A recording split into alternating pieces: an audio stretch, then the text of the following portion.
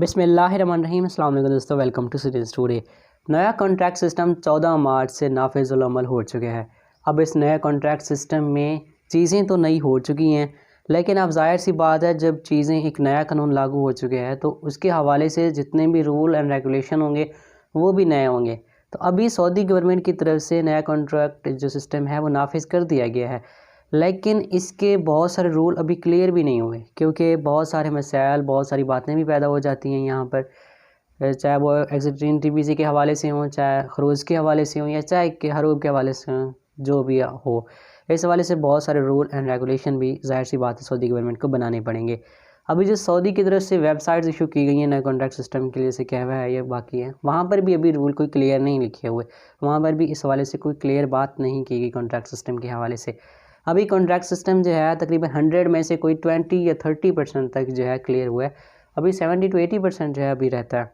तो बहुत सारे लोगों ने अभी जो है कॉन्ट्रैक्ट या तो कैंसिल कर दिए, उनके पास कॉन्ट्रैक्ट आया है, या उन्होंने कंपनी की तरफ से या कफ़ील की तरफ से उनके पास कॉन्ट्रैक्ट आया लेकिन उन्होंने कैंसिल कर दिया, या कॉन्ट्रैक्ट किया ही नहीं, या कंपनी ने नहीं किया। तो आप लोगों को इस हवाले से परेशान होने की ज़रूरत नहीं है। एक सवाल बार बार ये भी पूछा जाता है कि अगर क्या कॉन्ट्रैक्ट नहीं करेंगे तो आपका खरूज हो जाएगा। इस हवाले से आपको परेशान होने की ज़रूरत नहीं है अगर आपके पास कॉन्ट्रैक्ट नहीं हुआ, क्योंकि हज़ारों की तादाद में किसी कंपनी या कफ़ील के पास एम्प्लॉयज़ होते हैं, तो फिर वो हज़ारों की तादाद में उसको कॉन्ट्रैक्ट भी तो करने पड़ेंगे, तो फिर टाइम तो लगना है। तो सऊदी गवर्नमेंट ने अपनी कंपनियों को बहुत सारे मतलब जितने भी इदारे हैं, बहुत सारे सेक्टर्स को टाइम दिया है, उस टाइम के दौरान उनको कॉन्ट्रैक्ट अपने कंप्लीट करने होंगे। और खरूज के हवाले से एक और भी अहम सवाल पूछा जा रहा था, और वो सवाल ये था कि जो खरूज नहाई पहले होता था वो 60 दिन का होता था। मतलब 60 दिन आपके पास तकरीबन 2 महीने का अरसा होता था। आप उन 2 महीनों के अरसे के दौरान आपको मुल्क से जाना पड़ता था। तो फिर अब जो है नया कॉन्ट्रैक्ट सिस्टम में इसका क्या होगा। तो दोस्तों, नया कॉन्ट्रैक्ट सिस्टम में जो पहले तकरीबन 2 महीने का होता था खरूज नहाई फाइनल एग्जिट, अब इसको 15 दिन का कर दिया गया है। यानी कि अगर आप अपना खरूज नहाई लगाते हैं, फाइनल एग्जिट लगाते हैं, तो फिर आपके पास सिर्फ 15 दिन होते हैं वहाँ से लीव करने के लिए। ज़ाहिर सी बात है 2-3 दिन तो टिकटों में भी लग जाते हैं, तो फिर आपके पास तकरीबन कोई 10-12 दिन या 15 दिन होते हैं। आप इन दिनों आप अपने मुल्क में जा सकते हैं।